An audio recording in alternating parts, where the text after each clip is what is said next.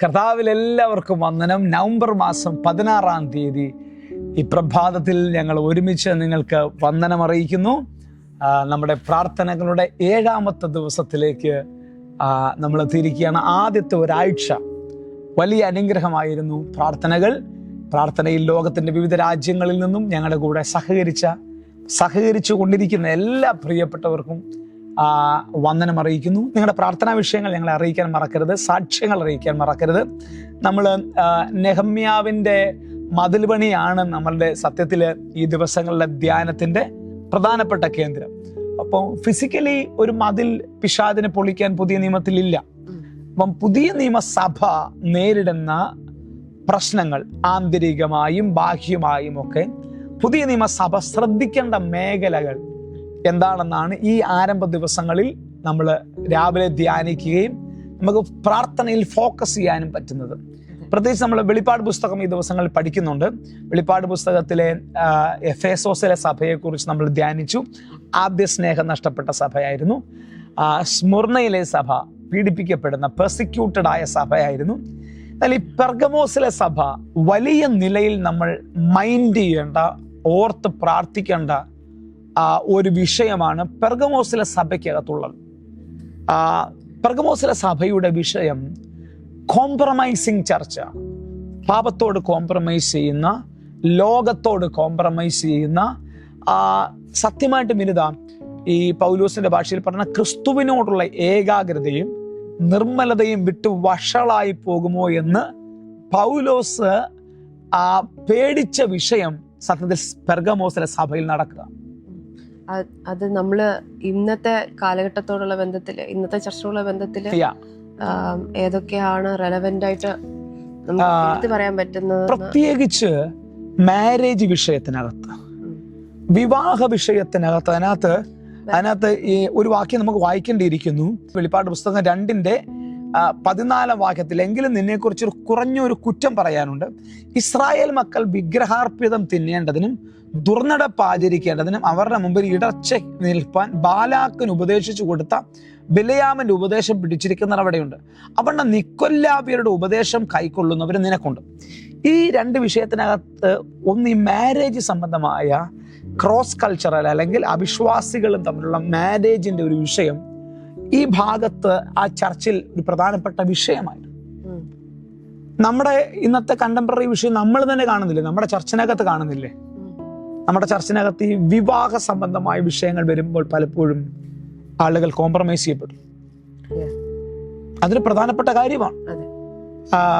പിന്നെ ഇന്ന് ലോകത്തോട് കുറച്ചുകൂടെ ലോകത്തിൽ നിന്നും വേർപെട്ടിരിക്കണം എന്നാണല്ലോ ചർച്ചിനെ കുറിച്ചുള്ള നമ്മുടെ ഒരു സ്വപ്നം, ഒരു ദൈവത്തിന്റെ പദ്ധതി. പക്ഷേ ഇന്ന് ലോകത്തോട് ഒത്തിരി ഇഴുകി നിൽക്കുന്ന ഒരു സഭയാണ് നമ്മൾ കാണാൻ പറ്റുന്നത്.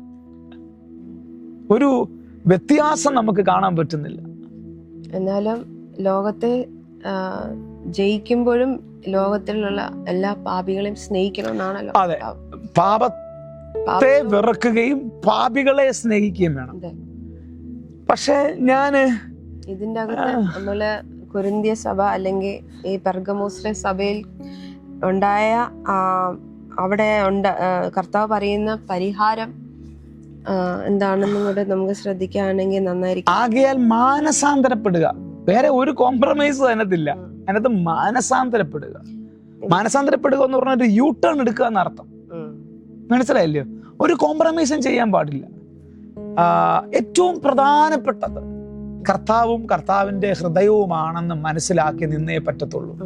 ഞാൻ ഇങ്ങനെ ചിന്തിക്കായിരുന്നു. 25 വർഷം മുമ്പ് ഞാൻ വിശ്വാസത്തിൽ വരുമ്പോൾ നമുക്കൊരു വിശ്വാസിയെ കണ്ടാൽ അറിയാമായിരുന്നു അവന്റെ ദൈവ പൈതലാണെന്ന്. അവന്റെ പുറമെ അവന്റെ വസ്ത്രം, അവനെ കാണുമ്പോൾ അറിയാമായിരുന്നു. ഒരു പ്രൈസ് ദി ലോർഡ് പറയാൻ. ഇന്ന് ഞാൻ പലപ്പോഴും ഫ്ലൈറ്റിലൊക്കെ യാത്ര ചെയ്യും, ട്രെയിനിലൊക്കെ യാത്ര ചെയ്യുമ്പോൾ ഒരാൾ വന്ന് പ്രൈസ് ദി ലോർഡ് തരുമ്പോൾ നമുക്ക് ഇത് വിശ്വാസിയാണോ അവിശ്വാസിയാണോ എന്ന് ഒരു സംശയം ഉണ്ടാകും. അതുപോലെ ലോകവുമായിട്ട് കോംപ്രമൈസ് ചെയ്യപ്പെട്ടു. ഇവിടെ വേറൊരു വാക്യം ഈ പെർഗമോസിലെ സഭയെ 13-ാം വാക്യത്തിൽ പറഞ്ഞിരിക്കുന്നത്, I know where you dwell, a place where Satan sits enthroned. പിശാചിന്റെ സിംഹാസനമുള്ള സ്ഥലത്താണ് ആ ചർച്ച നിൽക്കുന്നത്. അത്രയും പൈശാചികമായ ഇൻഫ്ലുവൻസ് പ്രത്യേകിച്ച് ഈ ദേശങ്ങൾക്ക് വളരെ പ്രാധാന്യതയുണ്ട്. ആത്മമണ്ഡലം തുറന്ന സ്ഥലങ്ങളുണ്ട്, ആത്മമണ്ഡലം അടഞ്ഞ സ്ഥലങ്ങളുണ്ട്. ഇപ്പം നമുക്ക് ഇപ്പോൾ നമ്മുടെ കേരളത്തിൽ തിരുവല്ല, കോട്ടയം എന്നൊക്കെ പറയുന്നത് ഒരു സ്പിരിറ്റെല്ലാം തുറന്നു കിടക്കുന്ന പട്ടണങ്ങളാണ്. മനസ്സിലായില്ലേ? അപ്പൊ അവിടെ ചെല്ലുമ്പോൾ തന്നെ അവിടെ വലിയ സഭകളുണ്ട്, വലിയ ഹ്യൂജ് നമ്പേഴ്സ് ഓഫ് ചർച്ചുകളുണ്ട്. എന്നാൽ മറ്റ് പല സ്ഥലങ്ങൾ, കണ്ണൂർ മേഖല, അങ്ങനെയുള്ള സ്ഥലങ്ങൾ എന്ന് പറഞ്ഞാൽ ഒരു ഡാർക്കായ ആത്മമണ്ഡലമാണുള്ളത്. ഈവൻ നമ്മുടെ ട്രിവാൻഡ്രം കഴിഞ്ഞു കഴിഞ്ഞാൽ ഈ NH നോക്കുകയാണെങ്കിൽ കൊല്ലത്തുറങ്ങ് ഒരു വലിയ ചർച്ചില്ല. പിന്നെ ഒരു നല്ല ചർച്ച് കാണണമെങ്കിൽ ആലപ്പുഴ വരെ പോകണം. തിരുവനന്തപുരം വിട്ട് ആലപ്പുഴ വരെയുള്ള സ്ഥലങ്ങളിൽ ഒരു വലിയ ചർച്ചില്ല. ഇവൻ നമ്മുടെ ഇൻ ക്രൈസ്റ്റ് ചർച്ച് നിൽക്കുന്ന പോലും ചാത്തന്നൂർ എന്ന് പറയുന്ന ഒരു സ്ഥലത്താണ് നിൽക്കുന്നത്. ഈ കഴിഞ്ഞ ദിവസം നമ്മൾ വായിച്ചു, ആത്മഹത്യ നിരക്ക് കേരളത്തിലെ ഏറ്റവും അധികം, സങ്കടകരമായി പറയട്ടെ, കേരളത്തിലെ ഏറ്റവും അധികം ആത്മഹത്യയുള്ള സ്ഥലം ചാത്തന്നൂരാണ്. അത് ആ ദേശത്തിന്റെ ഇൻഫ്ലുവൻസ് ആണ്. പെർഗമോസിലെ സഭ നിൽക്കുന്നത് അങ്ങനെ ഒരു ഇൻഫ്ലുവൻഷ്യലായ ഡിമോണിക് അറ്റാക്ക് ഉള്ള സ്ഥലത്താണ് നിൽക്കുന്നത്. അതുകൊണ്ട് തന്നെ അവർ ലോകത്തോട് കോംപ്രമൈസ് ചെയ്തു.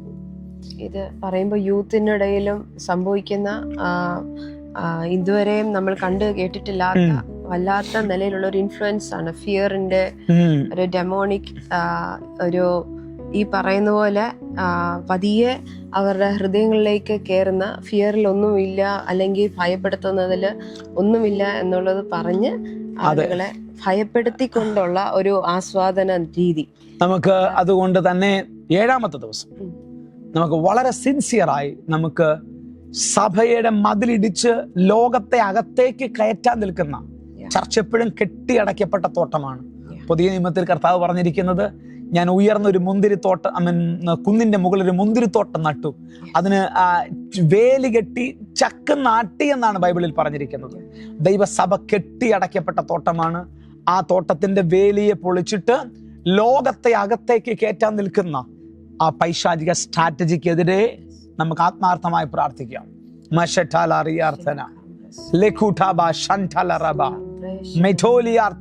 ഈ ദിവസത്തെ നമ്മുടെ പ്രാർത്ഥന അങ്ങനെ ആയിരിക്കട്ടെ. നമ്മുടെ കുഞ്ഞുങ്ങൾ അവർ ദൈവത്തിന്റെ കൃപയിൽ വളരട്ടെ.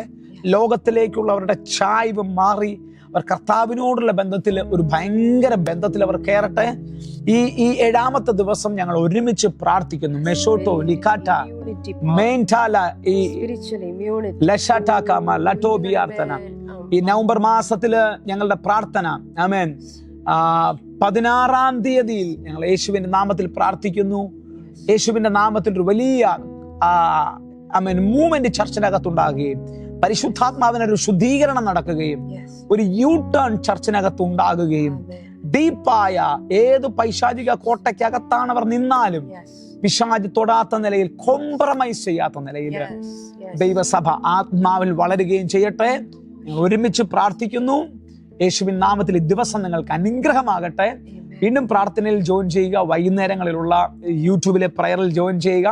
രാവിലെയുള്ള സൂമിലെ പ്രയറിൽ ജോയിൻ ചെയ്യുക. ഈ ഡിസംബർ മാസം 31-ാം തീയതി വരെ നമുക്ക് പ്രാർത്ഥനയിൽ തുടരാം. God bless you. ഇന്നത്തെ ദിവസം നിങ്ങൾക്ക് അനുഗ്രഹമായിരിക്കട്ടെ.